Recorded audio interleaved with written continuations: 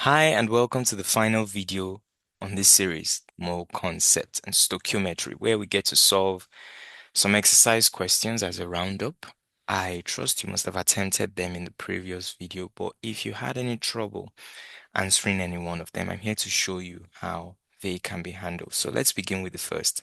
The first question starts off by saying, find the number of moles contained in 20 grams of sodium hydroxide, NaOH.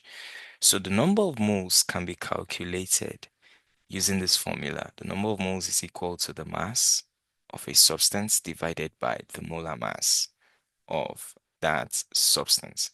Now, the mass given for sodium hydroxide is 20 grams. The molar mass of sodium hydroxide can be calculated using the molecular formula. So we have NaOH. Na stands for sodium, which has the atomic mass of 23. You can see it over here. And then we have plus oxygen over here has the atomic mass of 16. And then we have hydrogen, which has the atomic mass of 1. 1 plus 16 gives us 17. 17 plus 23 gives us 40. So altogether we have 40 as the molecular mass. So we can plug that into our formula. The number of moles is equal to the mass, 20 grams, divided by the molar mass, 40. 20 divided by 40 gives us 0.5 moles. That is the answer to the first question. Question number 2 says, what is the mass of 0.5 moles of CO2? What is the mass of 0.5 moles of CO2? Let's go ahead and write out the formula. The number of moles is equal to the mass divided by the molar mass.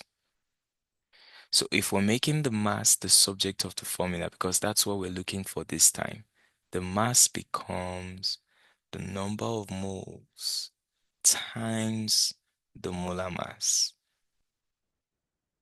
Okay, so that being said, let's go ahead and plug in our values. Mass is equal to the number of moles times the molar mass. The number of moles, 0.5. The molar mass of CO2 can be calculated using the molecular formula. C stands for 12, as you can see. And then O here stands for 16, and there are two atoms of oxygen, so it becomes 16 times 2. So this becomes 12 plus 32. 12 plus 32 gives us 44. So that's the molar mass of CO2. So let's plug that into the equation. The mass of a substance is given by the number of moles, 0.5, times the molar mass, which is 44. 44 multiplied by 0.5 gives us 22 grams. This is the answer to question number 2. We have question number 3 that says, how many molecules are in 3 moles of nitrogen? So what they're asking us to look for this time are the number of particles present. And we know that the number of particles is given by the number of moles multiplied by Avogadro's number. And Avogadro's number is 6.02 times 10 raised to the power of 23. So therefore, the number of particles becomes the number of moles given here are 3.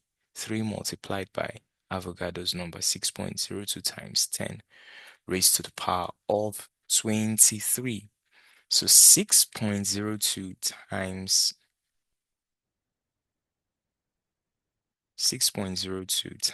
10 raised to the power of 23. I'm punching my calculator right now. Then everything multiplied by 3 gives us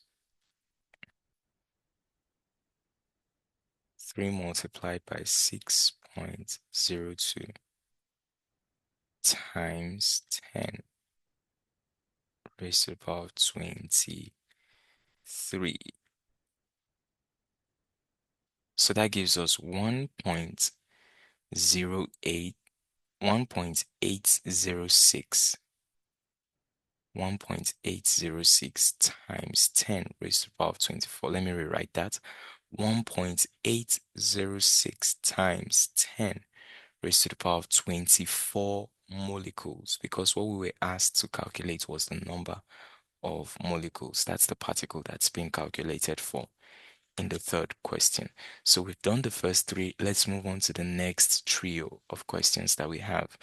The next question says, find the moles present in 11.2 dm cube of hydrogen at STP.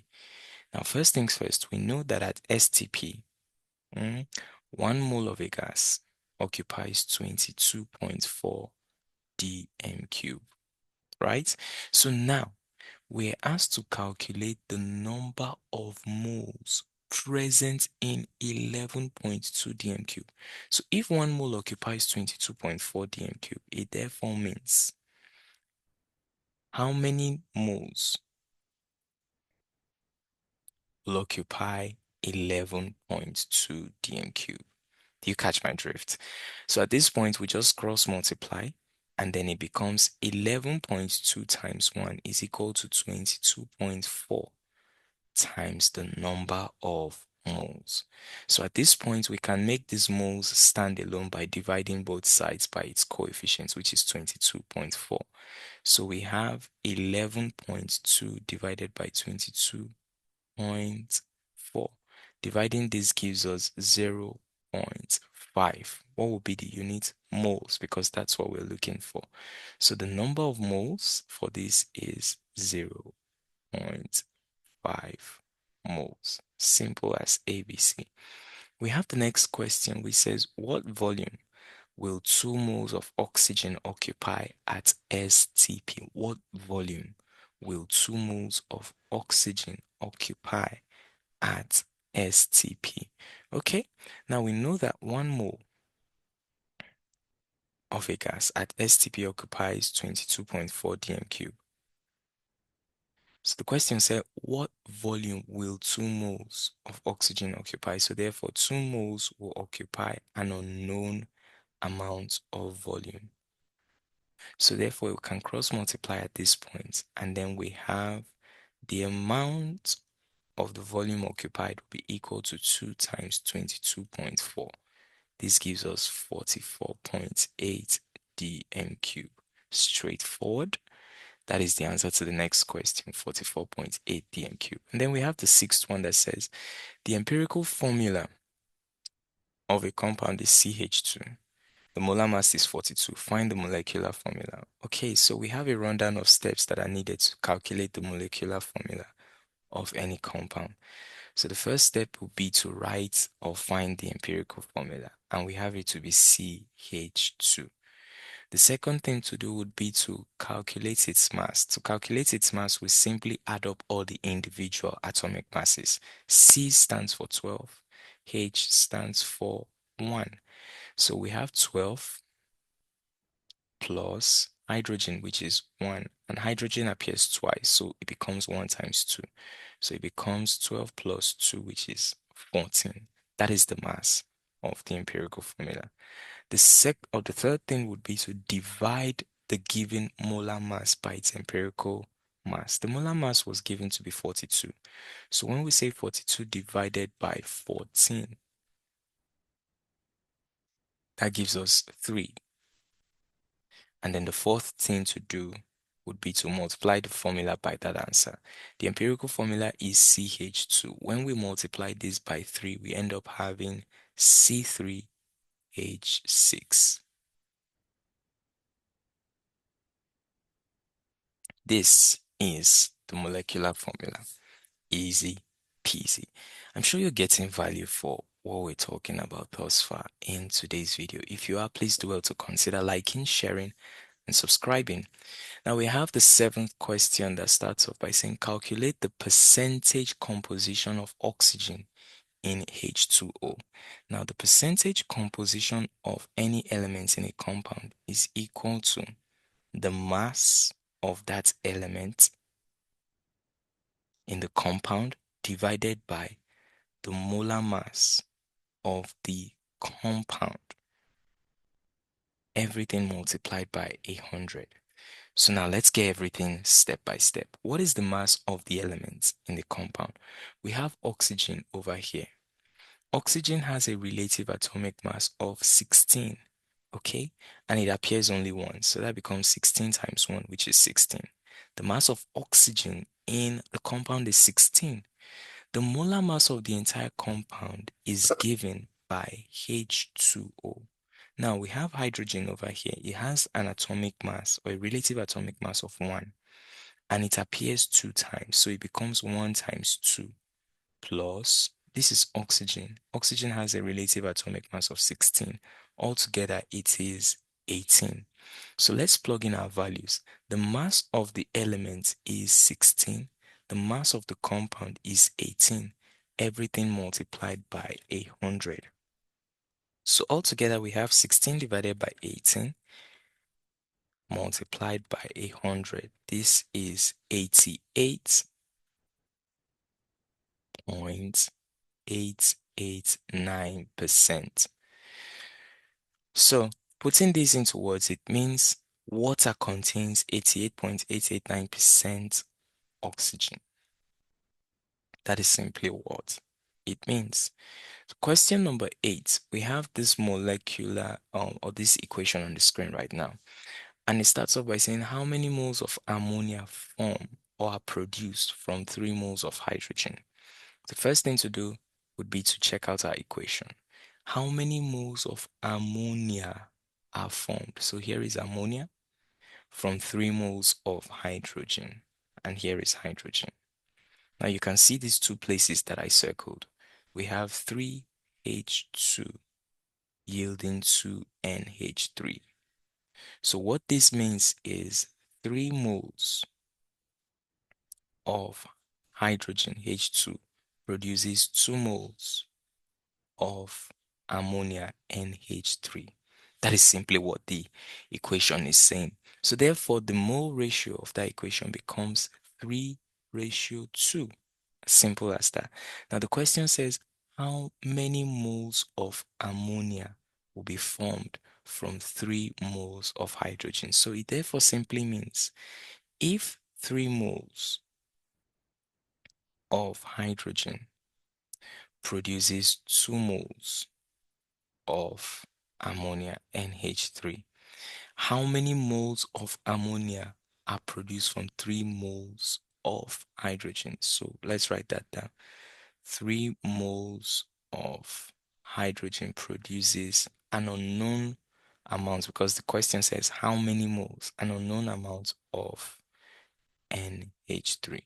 So we can cross multiply at this point. When we cross multiply, permit me to erase some stuff on the screen right now to make space for the extra things I'd like to write.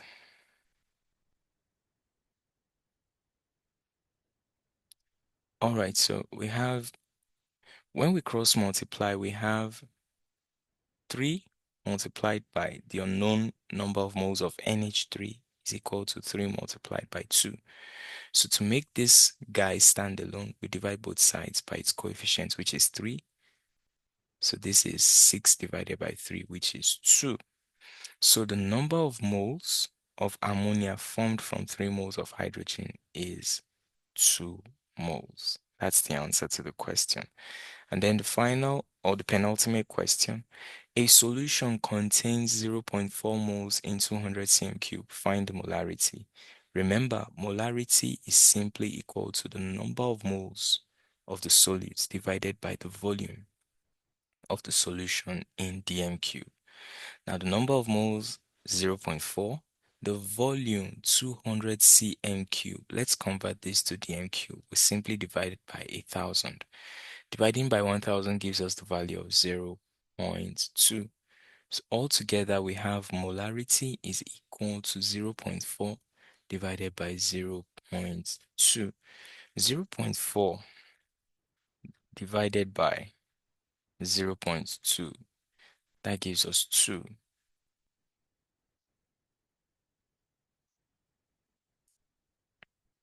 The unit now becomes 2 moles per dm cube. This is the molarity or the concentration of the solution.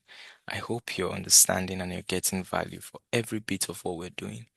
In today's question, or in today's video rather, and then the final one, we have this question to round everything up. The theoretical yield of a chemical reaction is 15 grams.